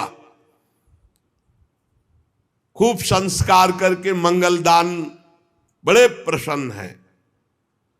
सब लोग कहते हैं आत्मदेव का देखो कैसा भाग्य बदला कि घर में भी पुत्र हुआ, गौ के भी पुत्र हुआ, बछड़ा नहीं, केवल कान भर। कैसे आश्चर्य की बात, दिव्य बालक उत्पन्न हुआ। पर इस गुप्त रहस्य का किसी को पता नहीं। आत्मदेव ने देखा कि बालक पूरा मनुष्याकार, केवल कान, गाय के तो नाम रखा गोकर्ण। और धुंधुली ने किसी शास्त्रीय पद्धति से नहीं, अपनी पद्धति से, हमारा नाम धुंधुली तो हमारे लड़के का नाम होगा धुंधकारी, उसका नाम रखा धुंधकारी। कुछ काल व्यतीत हुआ, दोनों जवान होने लगे। गोकर्ण में पूर्ण वैदिक सिद्धांत, धर्म पूर्वक, बड़े ज्ञानी महात्मा, और धुंधकारी पूर्ण दुष्ट। शौचाचार का तो नाम भी नहीं था पवित्रता का धुंधकारी में। खान पान पशुओं वाला, क्रोध नाक में चढ़ा, गंदी वस्तुओं से प्यार करने वाला, बहुत ही गंदा स्वभाव। चोरी बचपन से, द्वेष, पीट देना, लड़ाई करना, ये उसका चलते स्वभाव। दूसरों के खेती में आग लगा देना, घरों में आग लगा देना, गौशाला में आग लगा देना। जैसे किसी का बालक खेल रहा है, आसपास देखा कोई, उठाया कुएं में फेंक दिया। बड़ा दुष्ट स्वभाव। और बड़ा हुआ हिंसक स्वभाव, अस्त्र शस्त्र धारण करके, जैसे कोई अंधा जा रहा है तो आओ बाबा तुम्हें रास्ता बता दो, कुएं में जाके ढकेल देता है। बहुत ही गंदा स्वभाव, दुष्ट स्वभाव। अब वो शिकार करने लगा पशुओं का और मांस खाने लगा। जहां आत्मदेव कितनी पवित्रता से, वहां दुष्ट कितना। अब धीरे धीरे व्यभिचार करने लगा, वैश्याओं से संपर्क रखने लगा। संपत्ति थी ही, सारी संपत्ति वैश्याओं को। एक दिन पिता ने कहा आत्मदेव ने कि तुम्हारे आचरण इतने आसुरी प्रभाव के, हमें लगता है कि तुम हमारा सर्वनाश करने के लिए प्रकट, ये क्यों करते हो? तो खूब गिरा गिरा के मारा आत्मदेव को। सन्यासी की बात अब याद आई कि तुम्हारे भाग्य में पुत्र सुख नहीं है। खूब मारा आत्मदेव को। जब इतनी जोर से मार रहा था तो थोड़ी तो दया आई कि पति है, बचा ले। तो धुंधुली गई, तो फिर धुंधुली की दम जम के पिटाई की। अब वो तो राक्षसी स्वभाव, और घर के जितने जेवर बर्तन सब उठा के बेच दिए, वैश्यागामी हो। अब जब सारी संपत्ति स्वाहा, खाने को भी नहीं, तो धुंधुली बैठ के रोती। रोना इससे तो अच्छा कि मैं बांझ रह जाती। दुष्टता की ना, पति ने जब तुम्हें एक दिव्य फल दिया था, खाना चाहिए था। मैं कहां जाऊं, कौन मेरा सहयोग करे, बड़ी विपत्ति, बड़ा दुख, न खाने को न पीने को। अतरे दिन पिटाई करता धुंधकारी, आत्मदेव की भी और धुंधुली की भी। पिता बैठ के रो रहे थे। मैं सन्यासी की बात मान जाता तो गोकर्ण जी आए और उन्होंने कहा, पिताजी आप जैसे विद्वान पुरुष को ऐसा शोक करना उचित नहीं। तुम शास्त्र के ज्ञाता हो, तुम्हें चाहिए कि संसार की असारता का तो थोड़ा विचार करना हो। ये दुख रूपी मोह में फंसकर आप एक अज्ञानी पुरुष की तरह रो रहे हो, पिट रहे हो। पिताजी क्या शास्त्रों में नहीं पढ़ा, पुत्र किसका, धन किसका, पत्नी किसकी, शरीर किसका? ये मोह के कारण अज्ञानी जन रात दिन दीपक की तरह जल रहे। पिताजी न सुख इंद्र को है, न चक्रवर्ती राजा को है। सुख है तो एकांत में भगवान का भजन करने वाले को है। ये देखो गोकर्ण, ये मुंचा ज्ञानम प्रजारूपम मोह तो नरके गति। ये नरक जाने वाली बात, पुत्र के मोह में फंस करके आप छोड़ो इसे, आपका शरीर नष्ट हो जाएगा। इसलिए मेरी प्रार्थना मानो, आज से निकलो घर से और वन में जाओ, भगवान का चिंतन करते हुए जीवन व्यतीत करो। गोकर्ण जी के वचन सुनकर आत्मदेव वन में जाने के लिए तैयार हो गए। उनका बेटा आज तक तो कभी वन में तपस्या भजन किया नहीं, बड़ा शरीर से राग है, क्या करूं, कैसे भगवत प्राप्ति करूं? तो देहे स्थिमान रुधिरे भिमतिम त्यजत्वम जाया सुतादिषु सदा ममतां विमुंच पश्यानिशं जगदिदं क्षणभंगनिष्ठं वैराग्य राग रसिको भव भक्ति निष्ठा धर्मं भजस्व सततं त्यज लोक धर्मान् सेवस्व साधु पुरुषान् जहि काम तृष्णाम् अन्यस्य दोष गुण चिंतन मासु मुक्त्वा सेवा कथा रसमहो नितराम पिबत्वम। संत समागम कभी व्यर्थ नहीं होता। देखो संत समागम का फल है गोकर्ण जी। गोकर्ण जी ने कहा, पिताजी जिस शरीर को आप मैं मान रहे हो, आप मैं नहीं हो। ये शरीर हड्डी मांस रुधिर का पिंड है, इसे आप मैं मानना छोड़ दें। आपकी स्त्री, आपका पुत्र, ये कभी आप मत माने। ये आपके नहीं थे, न पहले और न बाद में, बीच में भास रहे कि आपके हैं। ये संसार रात दिन नाश को प्राप्त हो रहा है, क्षण भंगुर है। किसी भी कोई वस्तु में ममता मत करो, यहां कुछ स्थायी नहीं है, सब नष्ट होने वाला है। बस एकमात्र वैराग्य रस के रसिक होकर भगवान की भक्ति में लग जाओ। कैसे भक्ति करे? धर्मम भजस्व सततम, सदैव धर्म का भजन करो। कौन सा धर्म? बोले त्यज लोक धर्मान, लोक धर्म का त्याग करके भागवत धर्म का आश्रय लो। भागवत धर्म का आश्रय कैसे प्राप्त होगा? बोले सेवस्व साधु पुरुषान, सदैव संत पुरुषों का संग करो, उनकी सेवा करो। उनके संग से, उनके वचनों से, उनकी कृपा से तुम्हारे हृदय में भागवत धर्म का परिचय जागृत हो जाएगा, तुम महाभागवत हो जाओगे। पर संतों का सेवन करने के लिए जो सबसे बड़ा दोष है, काम और तृष्णा, ये नई संतों के पास टिकने देती। इसलिए जही काम तृष्णाम, कामना और भोगे हुए भोगों को जो भोगने की इच्छा, तृष्णा, इनका त्याग करके संत संग करो। और जब संत संग होने लगे तो सावधान हो जाओ। अन्यस्य दोष गुण चिंतन मासु मुक्त्वा, दूसरे के गुण दोषों का चिंतन न करके श्री भगवान का चिंतन करे, भगवान की सेवा करे, भगवान की कथा लीला सुने, तो उसको नित्य भगवत धाम की प्राप्ति हो जाती। हे पिताजी, शरीर से मैंपन छोड़ दीजिए और शरीर संबंधियों से मेरापन छोड़ दीजिए और भागवत धर्म का आश्रय लेकर संत समागम कीजिए। सदैव संतों की सेवा, भगवत सेवा, नाम जप, लीला कथा, श्रवण गायन, इसी से भगवत प्राप्ति हो जाएगी। बस उसी समय गोकर्ण को मन से प्रणाम करके कि भगवान गुरु रूप से इसी रूप में आकर मुझे उपदेश दे रहे हैं, उसी समय आत्मदेव जी ने तो घर छोड़ दिया और वन की यात्रा की। 60 वर्ष की आयु हो चुकी थी, पर ज्ञान था शास्त्रों का। बड़ी निष्ठा से अपनी बुद्धि को समेटा संसार से और रात दिन भगवान के चिंतन में लगा दिया। भगवान के चिंतन और भागवत के 10वें स्कंद का रोज पाठ पूरा, जो भागवत का 10वां स्कंद हो श्री कृष्ण लीला चरित्र से भरा हुआ है, पूरा पाठ और निरंतर नाम जप, इसके प्रभाव से श्री कृष्ण चंद्र की प्राप्ति हुई, गोकर्ण जी के उपदेश से आत्मदेव की। अब जब पिता बन को चले गए तो और छूट, वैसे मानता तो था ही नहीं पर और छूट हो गई। अब धुंधकारी ने उठाई लाठी डंडा, जो धुंधुली की डट के पिटाई की और कहा बता धन कहाँ है। अब जितना धन था तो सब ले गए।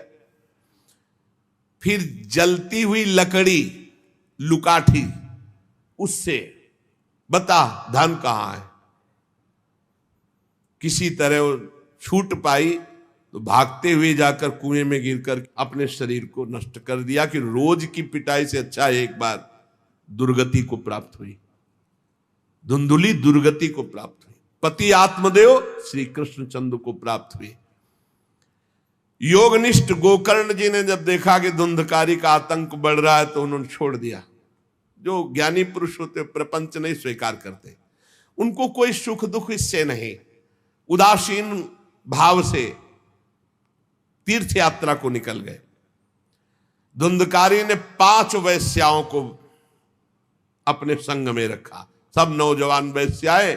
अब उनके लिए पशुओं का मांस चोरी करके उनकी मनोकामनाएं पूरी करना। बुद्धि भ्रष्ट थी, आचरण भ्रष्ट थे, क्रूर कर्मा। एक दिन उन वैश्याओं ने कहा कि हमको तो हार नहीं पहनाया आज तक, कामना होती है। अब 5 को हार लाने के लिए तो बहुत रुपया चाहिए। मौत की भी उसको कोई भय नहीं रह गई थी। वो जिसको देखता काट करके जो मिलता धन एकत्रित करके 5 के लिए सुंदर आभूषण हार। अब हिंसा में उतरा जो, तो उसके लिए क्या। स्त्रियों ने सोचा कि नित्य नवीन चोरी करता है, आज हमने हार के लिए कहा तो 5 के लिए व्यवस्था कर दिया। पकड़ा जाएगा, जब ये पकड़ा जाएगा तो राजा इसे फांसी देंगे, तो हमको भी 5 को फांसी मिलेगी। मरना तो है ही है ना इसे। 5 ने विचार किया, मरना तो है ही, राजा फांसी देगा तो हम ही फांसी दे देती, तो कम से कम हम तो बच जाएंगी। बुरे कर्म का बुरा ही परिणाम होता है, कुछ भी कोई कर ले। धुंधुली कुएं में शरीर त्याग करके दुर्गति को प्राप्त हुई। ये जब जिन वैश्याओं के लिए प्राणों की बाजी लगा करके सब कुछ ला रहा, जानते उनका प्लान क्या बना कि ये चोरी करता है, पकड़ा जाएगा, फांसी की सजा होगी, मारा ही जाएगा। और जब ये पकड़ा जाएगा तो हम भी पकड़ी जाएंगी, तो फांसी की सजा इसको होगी, तो वही हम दे देती हैं, तो हम तो बच जाएंगी और सारा धन लेके रात्रि में निकल लेंगी 5। 5 ने गुप्त रूप से ऐसा संकल्प बना लिया। धुंधकारी सो रहा था, 5 गए। अब 5 हैं, हाथ पैर 4 ही तो है, पैर 2 और 2 हाथ, 4 उसमें लग गए और एक जो है रस्सी से पूरा चारपाई पे बांध दिया। और जब उसकी आंख खुली तो रस्सी गले में डाल करके फांसी लगा रही पड़े पड़े। पर वो बहुत पापी आदमी, जल्दी मरने वाला तो था नहीं, खूब गला दबाया। अब बड़ी चिंता हुई वैश्याओं को कि अगर मरेगा नहीं तो हमें काट डालेगा ये। तो रसोई से जो कोयला जला हुआ आग था, उसके मुंह में भर, बगार बगार के शमशी से। अरे पापी की बहुत दुर्गति होती। दहकते हुए अंगारे उसके मुंह में और खूब कस के गला दबा, छटपटा छटपटा कर पीट पीट के मार डाला धुंधकारी को। और उसके शरीर को वहीं घर में एक गड्ढा बना के पांचों ने गाड़ दिया। और वो सारा माल मत्ता पैसा सब कुछ उनको पता था। स्त्रीणाम नैतु विश्वासम दुष्टानाम कारेत बुधा, विश्वासे यह स्थितो मूढ़ा सदुखई परिभूयते। शास्त्र कहता है जो व्यभिचारिणी दुष्ट स्वभाव वाली, जो केवल अर्थ पर दृष्टि रख करके धर्म का त्याग करने वाली है, स्त्रीणाम नैतु विश्वासम दुष्टानाम कारेत बुधा। ऐसे दुष्ट आचरण, चाहे स्त्री चाहे पुरुष, ऐसे दुष्ट आचरण वाले को कभी विश्वास में नहीं, विश्वास पात्र नहीं बनाना चाहिए। और दूसरी बात करें, विश्वासे या स्थितो मूढ़ा सा दुखा परिभूयते। जो विश्वास करेगा अंत में मारा जाएगा, पर विश्वास पक्का हो जाएगा। क्यों? सुधामयम बचो, अमृतमय वचन, विश्वास हो जाएगा। सुधामयम बचो या साम कामिनाम रसवर्धनम। हृदय में काम रसवर्धन, हृदयम क्षुरधाराभाम प्रिय को नाम योषिताम। बहुत सावधान। उन दुष्ट स्त्रियों ने बहुत तरह से मार मार करके धुंधकारी, मुंह में अंगारा, गले में रस्सी, मार डंडों से मार मार के मार डाला। बहुत बुरी तरह मारा धुंधकारी को। अब जब दिन में निकलना चाह तो लोग, आज धुंधकारी नहीं देखा, बोले प्रीतम किसी कार्य से बाहर गए हैं, और असर लगाकर पांचों माल मत्ता लेके भाग गए। बहुत सावधान। संहृत्य वित्तम तायाता कुलटा बहुभर्तिका, धुंधकारी बभूवाथ महान प्रेतः कुकर्मतः। जो कई पुरुषों से सहवास करती हैं या कई स्त्रियों से जो सहवास करता है, ऐसा अपवित्र हो जाता है कि उसके छूने मात्र से पुण्य नष्ट हो जाते हैं। फिर तो उनके संग से ही रह रहा था, उसे वैश्या उसे ही कहते हैं। उन वैश्याओं के संग से सारे सुकृत नष्ट हो चुके थे, महान पाप का स्वरूप हो गया था, और वो सब भाग चुकी थी। तो धुंधकारी को भयंकर प्रेत योनि की प्राप्ति हुई। प्रेत योनि, भयंकर प्रेत योनि। अब वो बवंडर रूप, जो चक्रवात जैसे बवंडर देखते हो ना, वो रूप धारण करके दसों दिशाओं में भटकता। और प्रेत को स्वयं से पानी पीने के लिए कोई सुविधा नहीं। ऐसा नहीं नदी के किनारे रह रहा तो पानी पी लेगा, वो किसी को पकड़ेगा तब उसके द्वारा जो उसको पानी पिलाया जाएगा वो उसको मिलेगा। ऐसे पानी नहीं पी सकता, ना कुछ खा सकता है, ना कहीं विश्राम कर सकता है। वो बस हा दई चिल्लाता हुआ, रोता हुआ भटकता है। प्रेत योनि बड़ी भयानक होती है। जब तीर्थ यात्रा करके गोकर्ण जी लौटे तो सुना कि धुंधकारी का लापता और मार डाला गया। तब उन्होंने फिर गया गए और वहां पिंडदान किया धुंधकारी के लिए भी। बड़े महात्मा थे गोकर्ण। श्राद्ध किया और काफी तीर्थों में मंत्रानुष्ठान किया कि इसका कल्याण हो जाए। ये सब करके लौट आए अपने पिता आत्मदेव के घर में। रात्रि में कोई देख ना पावे इसलिए सीधे अपने घर में गए और शयन किया। और वहीं गड़ा था धुंधकारी, प्रेत आत्मा बन के वो मड़रा रहा था। वही प्रेत आत्मा ऐसे को नहीं छूती जो भगवान का भजन करते। देखो, अब जे धुंधकारी ने देखा कि गोकर्ण आए हैं तो उसको तसल्ली हुई कि महात्मा हमारा कल्याण कर देगा। और वो प्रकट हुआ, भेड़ा बना। धुंधकारी पहले भेड़ बना बड़ा, और ऐसे गोकर्ण जी ने देखा कि दरवाजा तो बंद था, भेड़ कहां से आ सकता है। तुरंत भैंसा बन गया, तुरंत इंद्र रूप धारण कर लिया, भयावा, प्रिय, ऐसे कई रूप बदल बदल। तब उन्होंने कहा ये विपरीत अवस्था, इसका मतलब ये प्रेत है, क्योंकि ऐसी विपरीत निंदनीय और वंदनीय दोनों रूप धारण कर रहा है, दुर्गति को प्राप्त हुआ प्रेत आत्मा है। वो डरने वाले तो थे नहीं, ज्ञानी महात्मा थे। गोकर्ण ने कहा कस्तो मुग्र तरो रात्रौ कुतो यातो दशामिमाम किंवा प्रेता पिशाचो वा राक्षसो शीत संसन। कौन है तू? प्रेत है, पिशाच है, राक्षस है, क्या है ये? क्या नाटक कर रहा है? कभी भेड़ बनता, कभी भैंसा बनता, कभी इंद्र बनता, कभी ये रूप। कौन है तू? ये अधोगति को प्राप्त कैसे हुआ तू? गोकर्ण जी डरे नहीं। अगर सच्चा महात्मा न हो तब तो भयभीत हो जाए। गोकर्ण जी सच्चे महात्मा है। अब वो चिल्ला चिल्ला के केवल रो रहा, एक शब्द भी नहीं बोल पा रहा। तो गोकर्ण जी समझ गए अधिक पाप होने के कारण ये बोल नहीं सकता। तब अंजलि में जल लिया और कई मंत्रों का जाप किया और फिर उसके ऊपर फेंका। जे भी फेंका तब बोल पाया, भैया मैं आपका भाई धुंधकारी हूं, बचा लो, मेरी भारी दुर्गति हो गई। मैं तुम्हारा भाई हूं, मैं धुंधकारी हूं, अब मुझे बहुत कष्ट हो रहा, पश्चाताप हो रहा, मैंने सब कुछ नष्ट कर दिया, धर्म भ्रष्ट पापाचारी। अब मेरी बड़ी दुर्गति है, उन उल्टा वैश्याओं ने मुझे तड़पा तड़पा करके मारा है, मैं कुछ कर नहीं सकता इस समय। ऐसा थोड़ी कि प्रेत है जिसको चाहे पटक दे, ऐसा नहीं है, ऐसा विधान नहीं। पहले वैश्याओं को मारता जाके, मैं कुछ कर नहीं सकता, प्रेत योनि में पड़कर दुर्दशा भोग रहा हूं। अब दैववश केवल वायु से जीवित हूं, बहुत प्यासा हूं, भूखा हूं, पर नहीं खा सकता, नहीं पी सकता। आप दया समुद्र भैया मेरा उद्धार करो। गोकर्ण ने कहा कि तुम्हारा उद्धार तो हो जाना चाहिए, तुम्हारे लिए तो मैं गया में गया, वहां श्राद्ध दिया, तीर्थों में भी अनुष्ठान किया, फिर तुम्हारा प्रेतियों से उद्धार कैसे नहीं हुआ?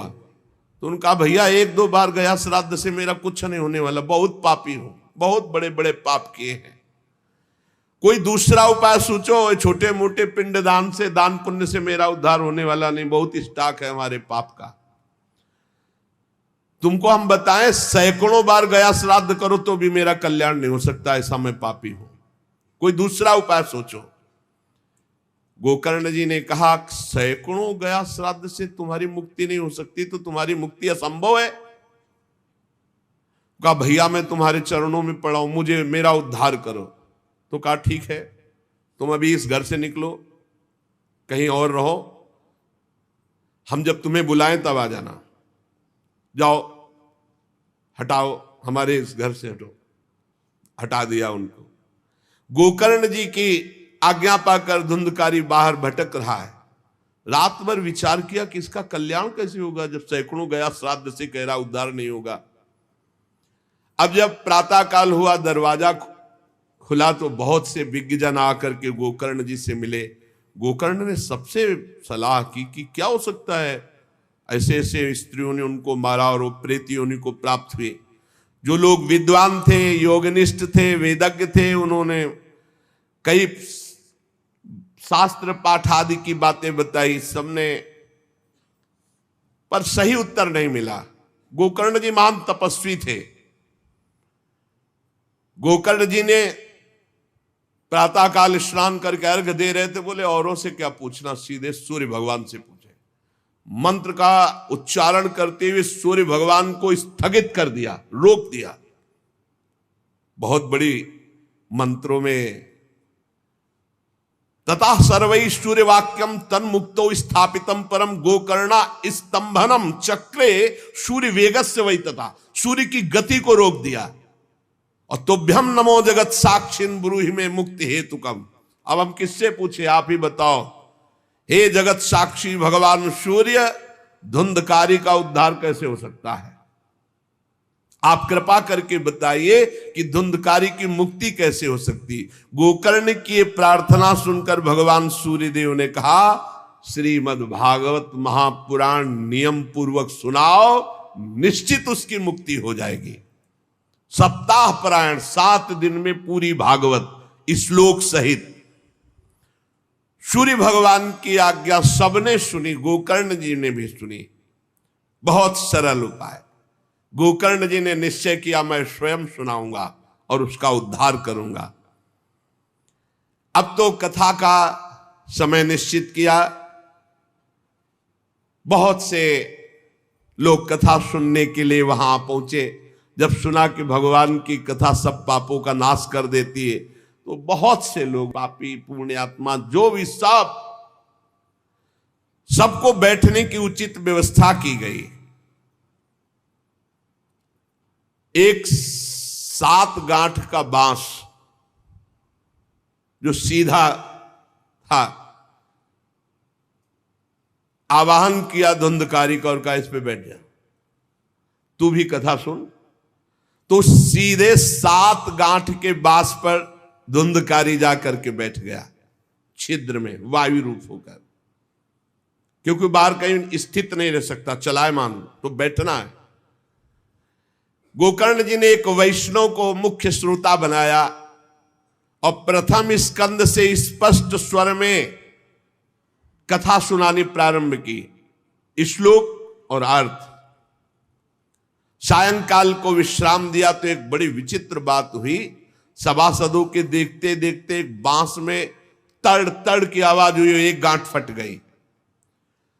दूसरे दिन कथा हुई, दूसरी गांठ, तीसरे दिन तीसरी गांठ, 7 दिनों में 7 गांठें फाड़ करके धुंधकारी परम पवित्र दिव्य रूप, भगवत पार्षद रूप धारण करके प्रकट हो गया। धुंधकारी का श्याम वर्ण पीतांबर धारण के, तुलसी की माला, सिर पर मनोहर मुकुट, कानों में कमनी कुंडल, सामने आकर गोकर्ण को प्रणाम किया और कहा भाई अब मैं भगवत पार्षद बन गया, प्रेत योनि से मुक्त। 7 दिन में भयंकर पापात्मा धुंधकारी श्री भगवान की चर्चा सुनने के कारण भगवत स्वरूप हो गया। ओहो, कितना प्रेत पीड़ा मैं सह रहा था, एकमात्र श्री कृष्णचंद्र जी की लीला कथा सुनने मात्र से मैं भगवत स्वरूप हो गया हूं। भैया मैं कैसे आपका उपकार करूं? मैं निंदनीय से निंदनीय पाप कर्म करने वाला कैसा उज्जवल स्वरूप प्राप्त कर लिया। भला मोह पूर्वक लालन पालन करने वाले शरीर को जो हष्ट पुष्ट करते हैं, उन्होंने भगवान का नाम जप नहीं किया, चर्चा नहीं सुनी, तो जीवन किस काम का? इसके पोषण के लिए पाप कर्म कर रहे हो और वृद्धावस्था आने वाली परिणाम में दुख, रोगों का दुख, भोगों की कामना का दुख, क्या क्या दुख, इसकी क्या गति होगी? गाड़ दिया जाएगा या जला दिया जाएगा। ऐसे मनुष्य शरीर को प्राप्त करके भगवत प्राप्ति नहीं की तो जीवन व्यर्थ चला गया। अरे जो अन्न प्रातः काल पकाया जाता है, दूसरे दिन सड़ जाता है, उसी अन्न से इस शरीर का पोषण होता है, 6 घंटे में मल बना के निकाल देता है। ये शरीर कहीं अविनाशी है क्या? नाशवान शरीर है। जो लोग भगवान की कथा से वंचित है, भगवान का नाम जप नहीं करते, वो बुदबुदे जीवों में मच्छरों के समान जीवन उनका है, जन्मे मरे किस काम के। भला देखो, जिस बांस में मैं बैठा था तो बांस की गांठ फट गई, क्या भगवान की कथा सुनने पर चित्त की गांठ नहीं नष्ट हो जाएगी, जड़ चेतन की ग्रंथ? इसलिए धन्य है वो जो भगवान की कथा सुनने में अपना समय व्यतीत करते हैं। धुंधकारी ऐसी बातें कह रहा था, सबने देखा जय घोष करते हुए नमो नमः नमो नमः, और एक दिव्य विमान आया। भगवान वैकुंठ नाथ के पार्षद मंडलाकार तेजो में विमान, और सबके देखते देखते कहा धुंधकारी आओ, और वो दिव्य पार्षद रूप विमान पे चढ़ा। जब विमान पे चढ़ के जाने लगा तो गोकर्ण जी ने रोक दिया, रुको, ये क्या? कथा तो शास्त्रों लोगों ने सुनी, तो आपको शास्त्रों विमान लाना चाहिए और सबको बैठाल कर ले जाना चाहिए, क्योंकि हमारे सुनाने में कोई भेद नहीं था और ये सुन भी सब ध्यान से रहे थे। तो भगवत पार्षदों ने कहा आपके सुनाने में कोई भेद नहीं था, पर सुनने में भेद हो गया है। श्रवण भेद हो गया। ये उपवास करके बिना कुछ खाए पिए रात दिन कथा का ही चिंतन करता रहा, मनन करता रहा, इसके कारण इनको भगवत पार्षद रूप मिला और जा रहे। और ये कथा सुना भर है, मनन नहीं किया, मनन विषयों का हुआ, इसलिए ये विमान पे नहीं। ये निराहार रहकर 7 दिन में चर्चा सुनता और रात भर उसी का चिंतन करता, उसके प्रभाव से परम पद का अधिकारी हुआ। इसलिए जो मननहीन है, जिनको गुरुवचनों पर विश्वास नहीं है, जो कथा में चित्त की एकाग्रता नहीं है, वो फल भेद हो गया, वो भगवान के दिव्य धाम में एक बार में नहीं जा सकते। गोकर्ण जी आपको तो लेने के लिए स्वयं गोलोक बिहारी आएंगे, यूं कह करके विमान अंतर्ध्यान हो गया, अर्थात चले गए। गोकर्ण जी ने समस्त श्रोताओं से कहा, बिना तुम्हें विमान में बैठा ले मुझे चैन नहीं। सावन के महीना में हम फिर अनुष्ठान करेंगे, सब लोग कथा सुनो और सच्चे नियम से रहो, उसका मनन करो। ऐसा ही किया, सब लोग उपवास करके अल्पाहार करके कथा सुने, और जे ही 7 दिन में कथा की समाप्ति हुई तो भगवान के बहुत से पार्षद विमान लेकर आए, और जितने कथा सुनने वाले थे सबको परम धाम ले गए। और भगवान ने गोकर्ण जी को स्वयं गोलोक बिहारी हृदय से लगाया, जे भी हृदय से लगाते हुए गोकर्ण भगवत स्वरूप हो गए। वही किरीट श्यामवर पीतांबर धारण किए हुए, कुंडल आदि से विभूषित। यहां तक कहते हैं कि उस कथा में सुनने में जो कुत्ते भी बैठे थे, वो भी गोकर्ण जी की दृष्टि पड़ने पर विमान पर बैठकर भगवत धाम को गए। भक्तवत्सल भगवान श्री कृष्ण इतने गोकर्ण जी पर प्रसन्न हुए कि तुमने सबको कथा सुनाकर मंगल अनुष्ठान। इसलिए गोकर्ण जी जिस जिसको चाहा, मालूम कथा सुनकर कुत्ता मनन तो नहीं कर सकता, लेकिन गोकर्ण जी ने मनन किया कि ये कुत्ता भी कथा में बैठा था, इसका भी भगवत उद्धार हो जाए। ये आप इसीलिए आसपास जो ये जीव जंतु सब भगवत स्वरूप हो जाते हैं। बड़े बड़े सिद्धों को जो गति नहीं मिलती, भगवान की लीला कथा सुनने से, गोकर्ण जी के प्रभाव से धुंधकारी सहित समस्त श्रोताओं को भगवत धाम की प्राप्ति हुई। शेष चर्चा आगे। श्री राधा वल्लभ लाल की जय।